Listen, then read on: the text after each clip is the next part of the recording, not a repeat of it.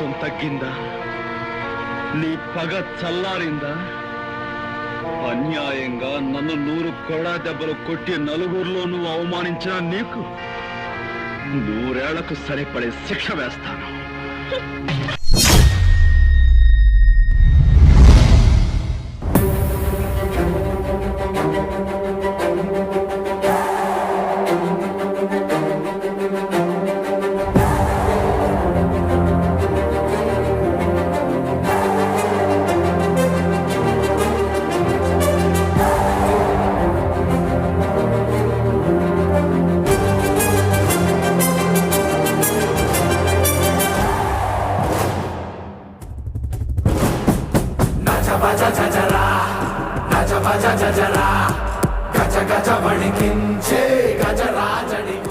Getting ready for Viswambara.